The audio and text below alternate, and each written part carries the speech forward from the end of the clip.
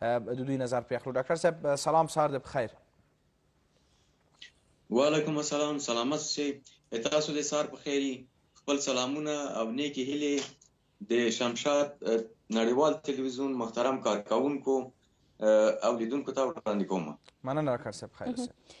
ډاکټر صاحب حساسیتونه به ډېر ډولونه ولري، هغه چې تاسو ته ډېر زیات مهم ښکارېږي او د یادولو وړ دي که د هغوی نومونه واخلئ او په خاص ډول موسمي حساسیتونه کوم ډول حساسیتونه دي؟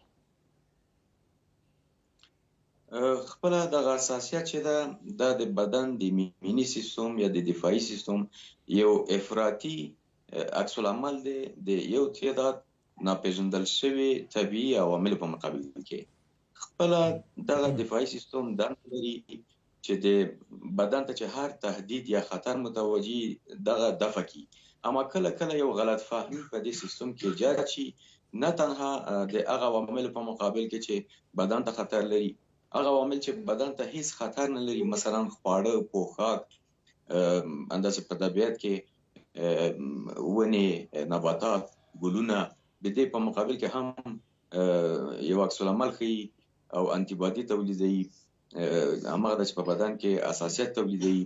خصوصا په دغه موسم کې د پسرلي او د اوړي موسم کله چې رارسیږي، دلته فصلي حساسیتونه پیدا کیږي. یعنی په دغه وخت کې ګلونه، چمن، نباتات، ونې یو رقم ته عطر یا سپرې فضا ته خپروي چې دا د پولین په نوم یادیږي، چې یو تعداد خلک، یو تعداد اشخاص چې د دوی په ایمني سیستم کې ناقص موجود دي، د دغه پولین یا د دغه سپرې په مقابل کې ګرچې دا یو خوشبويي ولې دوی د دې په مقابل کې حساسیت لري. هماغه دی چې په بدن کې د حساسیت یا د الرژي نښې نښانې پیدا کیږي. دغه نښې نښانې یا په تنفسي سیستم کې د دوامداره ټوخیو یا د پرنجیو او د پوزې نه د اوبو د راتګ پر تظاهر کوي، یا په پوستکي کې د لړمې خارښ په رقم باندې تظاهر کوي. صحیح ډاکټر صاحب، دغه موږ همیشه ویره دن لرو چې هغه انسانان چې ریزش زکام دوی نه لري اوس، خو دلته ویل کېږي چې ځینو حیوانات سره هم باید انسان ډېر نږدې نه شي، ځکه چې دغه ویروس د حیوانات طریق هم انسان د انتقال لري. یو پرنده ولیدله، ما ویل چې اوس دغه حیوانات نه هم باید ویره ولرو په هماغه اندازه چې خپل وقایوي تدابیر مو لري که نه؟ ما تاسو ته وویل چې د طبیعي عواملو په مقابل کې ډېر ښه موضوع ته مې اشاره وکړه.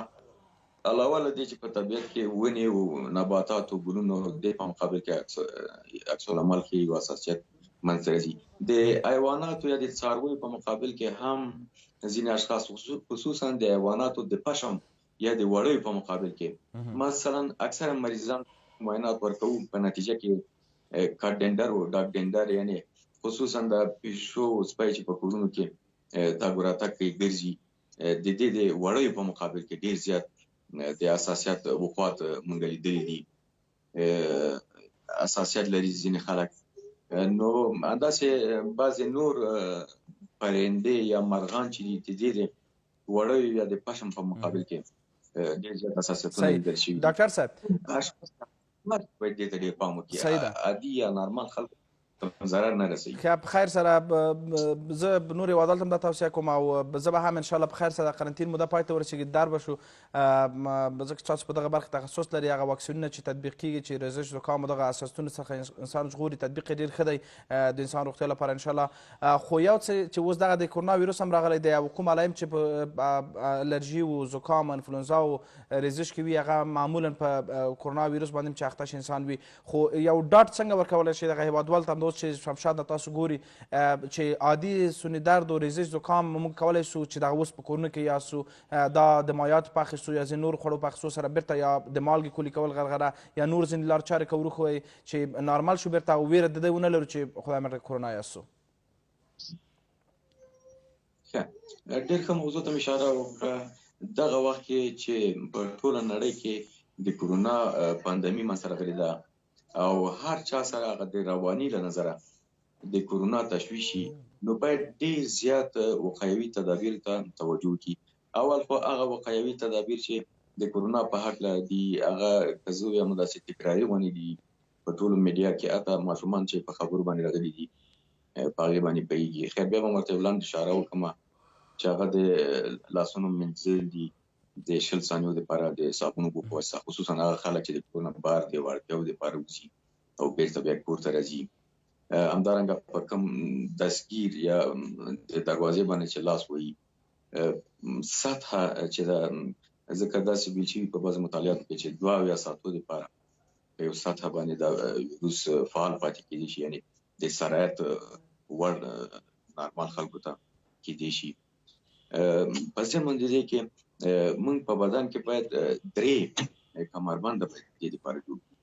یو لاسونه دي، د لاسونو نه وروسته د دې ویروس خطر تنفسي سیستم، خصوصا د پورتني تنفسي سیستم له طریقه دا داخلي. کله چې ډېرو خلکو عادت خپل لاس په مخ باندې وهي، دا د پوزې شاوخوا یا د خولې شاوخوا ته، نو پوزه باید همیشه کنګال شي، باید ومینځل شي، او همیشه باید په داسې اساسو موقع کې په کورونو کې باید ګرګلین یا د غرغرې لپاره، د ستوني د غرغرې لپاره باید یو انټيسېپټیک باید موجود وي. د ورځې 3 ځلې خصوصا د ډوډۍ نه وروسته باید ستونی غرغره شي، ځکه کله چې موږ خواړه یا غذا وخورو، هغه غذایي موادو ذراتو پاتې چې په ستوني کې پاتې شي، هغې باندې میکروبونه ډېر ښه هلته نشونما کوي، کلچر کوي. نو ظاهرا ډېر عادي میکروبونه د ستوني د درد او د زکام د علایمو د منځته راتلو باعث کېږي، اما د رواني له سره خلکو سره اشتباه د کورونا چې دغه بیا ډېر تاثیر کوي. یو وړوکی میکروب هم دوی ته ستونزمن واقع کېدی شي. همدارنګه په دغه فصل سال کې چې الرژي ډېره زیاتې چې موږ ورته سیزنل الرژي یا فصلي حساسیتونه وي، دا خامخا منځته راځي، خصوصا په هغه اشخاصو کې چې هغه هایپر سنسیټیو وي، یعنې هغوی د الرژي تکلیف په ایمني سیستم کې مشکلې ستونزې.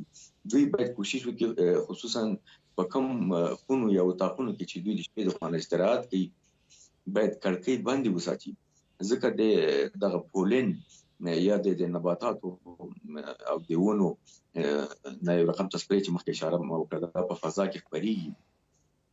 کوم خلک چې په خونو کې څملي د شپې د خوا نه باید خپل کړکۍ بندې وساتي. کوم خلک چې حساس وي د ونو نه، د چمن نه، د واښو نه، د دې د تماس نه باید ډډه وکړي. همدارنګه د ځینې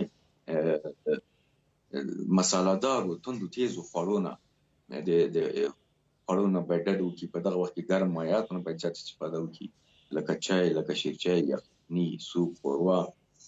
ویټامین لرونکي سالات او ترکاري او میوو نه باید ډېر زیات استفاده وکړي، خصوصا د غشنې ترکاري لکه کاوش شو، تراتیزک شو، ګشنیج، کرم. همدارنګه میوې، هر هغه میوې چې په بازار کې اکثره میوې ویټامین، ضرور نه ده چې موږ حتما لیمو پسې وګرځو. کیوي نن سبا بازار کې ډېر زیات دي، باید د دې نه استفاده وکړي. هر هغه میوه چې موسمي د میوې نه باید استفاده وکړي. او ډېر زیات زه خپل هیوادوالو دا پیغام ورکوم چې له قرنطین په واسطه باندې خپل هیواد، کورنۍ او خپل ځان وژغوري.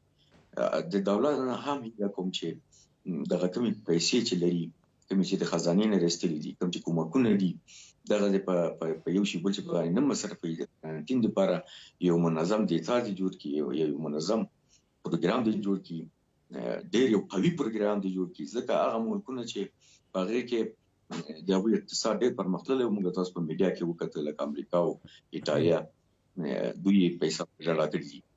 نو دلته موږ دولت ته پکار ده چې ښه صحیح منظم پروګرام جوړ کړي. داسې د یو خندا وړ پروګرام نه لکه 4 کیلو غنم چې توزیع کوي، او دا باید د داسې اشخاصو داسې یو کمیسیون باید جوړ کړي، نه تنها یو وزارت باید په دې کې داخل کړي، یو نماینده خپل یو ډېر یو قوي کمیسیون چې په هغې کې اقتصاددانان دي، مثلا د ولایتونو په کچه دیتا جوړ کړي.